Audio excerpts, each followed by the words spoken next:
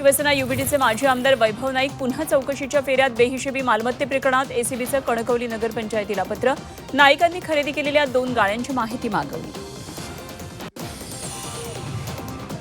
पुणे विद्यापीठाच्या कार्यपद्धतीवर चंद्रकांत पाटील नाराज. विद्यापीठानं संशोधन क्षेत्रात काय भरीव काम केलं? उच्च तंत्र शिक्षण मंत्री चंद्रकांत पाटील यांचा थेट सवाल. मराठा आंदोलनातील 34 मृतांच्या कुटुंबियांना सरकारकडून प्रत्येकी 10 लाखांची मदत जाहीर. 3,40,00,000चा निधी मंजूर केल्याची माहिती. मंत्री गिरीश महाजन दिल्लीत दाखल. नाशिक आणि जळगाव तिढ्याच्या पार्श्वभूमीवर महाजन दिल्लीत दाखल झाल्याची चर्चा. महाजन दिल्लीमध्ये कुणाकुणाला भेटणार याकडे लक्ष. संभाजीनगर जिल्हा बँक निवडणुकीत विलास भुमरेंची बिनविरोध निवड. भुमरेंच्या कार्यकर्त्यांकडून आनंद साजरा. देशभरातील एटीएममध्ये कॅशचा खडखडाट. मागणीच्या तुलनेत केवळ 55% रोकड उपलब्ध. महाराष्ट्रात ग्रामीण भागाला फटका.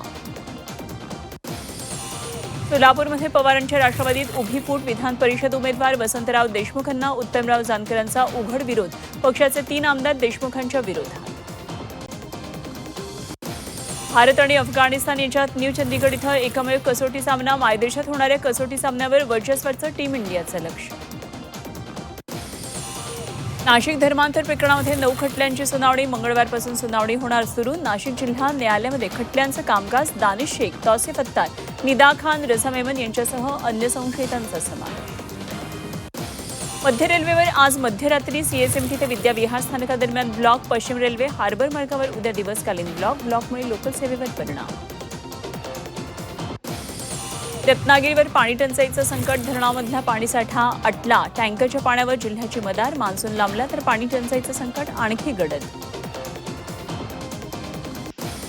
विदर्भात पुढचे 3 दिवस पावसाचा अंदाज. 9 जूनपर्यंत पावसाची शक्यता. पावसासोबत उकाडा वाढण्याचा इशारा. उष्णतेपासून काहीसा दिलासा मिळणार.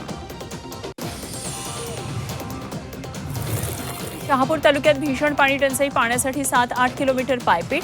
दापूरमाळ गावामध्ये पाण्याची भीषण समस्या. पाणी टंचाईची संरक्षण आयोगानं घेतली दखल.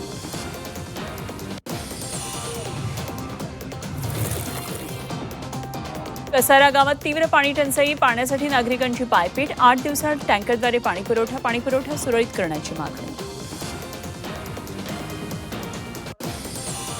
मुंबई भिवंडी पालघरमध्ये एफडीएची कारवाई. 2 कोटींच्या वैद्यकीय उपकरणांवर कारवाई. तुकाराम मुंढेंच्या निर्देशानंतर कारवाई. 2 कोटींच्या वैद्यकीय उपकरणांवर कारवाई.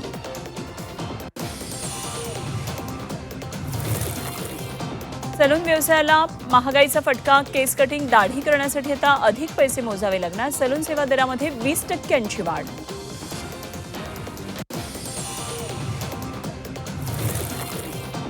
मुंबईवरील पाणी संकट आणखी गडद. वॉटर टँकर असोसिएशनकडून उद्यापासून टँकर सेवा बंदचा निर्णय. केंद्रीय भूजल प्राधिकरणानं लागू केलेल्या भूजल उपसा नियमांविरोधात आक्रमक. धरणामधील पाणीसाठाही आटला.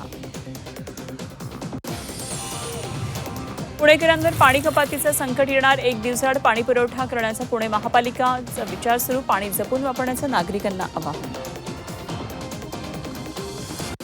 गुरुवारी केरळमध्ये दाखल झालेल्या मान्सूनची गोव्यापर्यंत मजल. 48 तासात मोसमी वारे तळ कोकणात दाखल होणार. तर कोकण, मध्य महाराष्ट्रासह विदर्भ, मराठवाड्यात आज वादळी वाऱ्यासह पावसाचा इशारा.